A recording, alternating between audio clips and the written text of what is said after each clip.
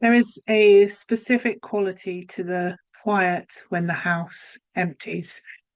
It is not the peaceful quiet of a Sunday morning when everyone is still in bed. It is not the pleasant quiet of an evening to yourself. It is something else, something that catches you off guard.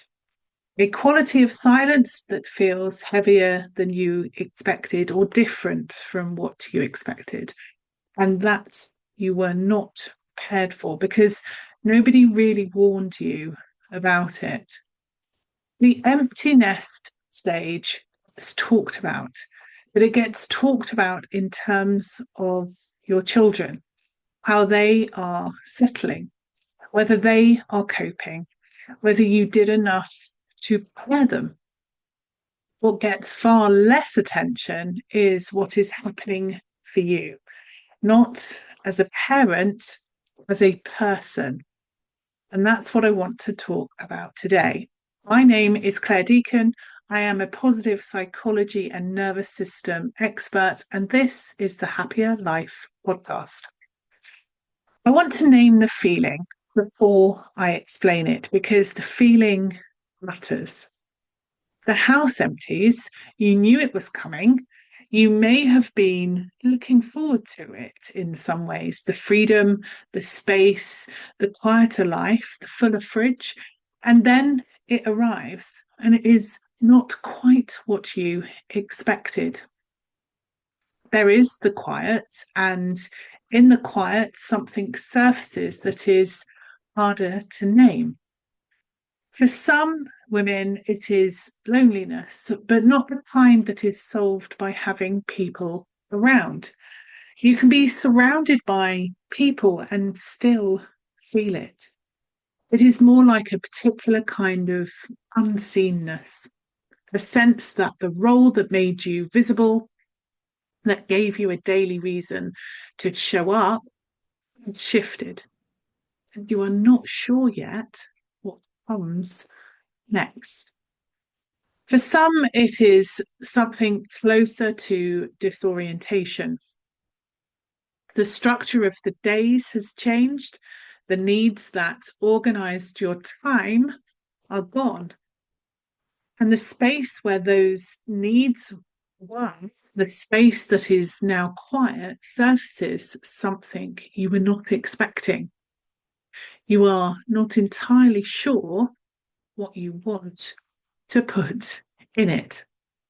And underneath both of those, often is a question that the empty nest stage has a tendency to ask very directly. Who are you when you are not primarily someone's mother? Question is not a crisis, but it is a real question and it deserves a real answer. Here is what the empty nest stage actually is beyond the practical change in your household. For many women, it is the first time in years, possibly decades, that they have had significant space that is not immediately claimed by someone else's needs. And that sounds like freedom. In some ways, it is freedom. But space, when it arrives after years of being filled with the needs of others, is not automatically comfortable. It can be disorientating because the skills most used during the years of intensive parenting, attentiveness to others, responsiveness, giving, being needed, are not the same skills needed for the question this stage is asking. This stage is asking, what do you want? And for a lot of women, the honest answer is, I'm not entirely sure anymore. Not because they are lost, but because the work of knowing what you want, separate from what others need from you, is work that often gets significantly deferred during the parenting years.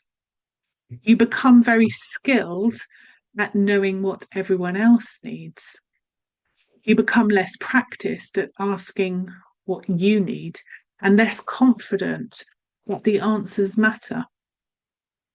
The quiet is asking you to practice that again, and it feels uncomfortable. Not because it is wrong, but because it is unfamiliar. Your nervous system is involved here too. For years, it has been regulated around a particular kind of purpose, a particular structure, a particular daily orientation towards the needs of your children. When that changes, the system takes time to recalibrate. The low level agitation or flatness or anxiety that some women feel in the empty nest stage is not a sign that something is wrong with them. It is the nervous system adjusting to a fundamentally different landscape. I want to offer you a different framing for the discomfort of this stage. The quiet is not an absence, it is an invitation. It is quite possibly the first serious invitation you have had in a long time to find out who you are now. Not who you were before children came, not who you are in your role as their mother, who you are now in this chapter, at this age, with what you know and what you have lived through. That is not a small thing. Most women never get asked that question with this space to answer it. And the women who use this stage well, who do not just wait for it to feel better, but actively engage with what it is asking, describe something very specific. They describe waking up in the morning with a thought about themselves rather than immediately about someone else. They describe making decisions, small and large, from what they actually want rather than from what their role required of them. They describe saying yes to things with genuine enthusiasm and no with genuine confidence. They describe knowing what they want for the first time in years, not because they became different people, but because they stopped deferring themselves and started building something that was genuinely theirs. That is available to you. But it starts with taking this stage seriously as an invitation rather than just a loss. I want to be honest about what happens if you just wait. Some women do not get through the emptiness stage by waiting. The discomfort fades and life fills up again. They carry on. But carrying on without addressing the question this stage was asking means arriving at 60, 65, or 70, still not knowing what they want, still defaulting to everyone else's needs, still shrinking themselves to keep the peace, still saying yes when they mean no, still organizing their identity around being needed rather than being themselves. If you have been doing that for decades, it becomes harder to change, not because it's impossible, but because the habit is deeper. This stage is an opening. Not the only opening, but it's a real one, and openings are worth something. So, if this has landed somewhere real today, I want you to know that the discomfort of this stage does not mean you are doing it wrong. It means it's a real threshold, and that is worth something. A cuppa and a chat is a free conversation with me, a low risk way to find out whether working together is the right fit for where you are right now. book yours at happiercoach.com/chat.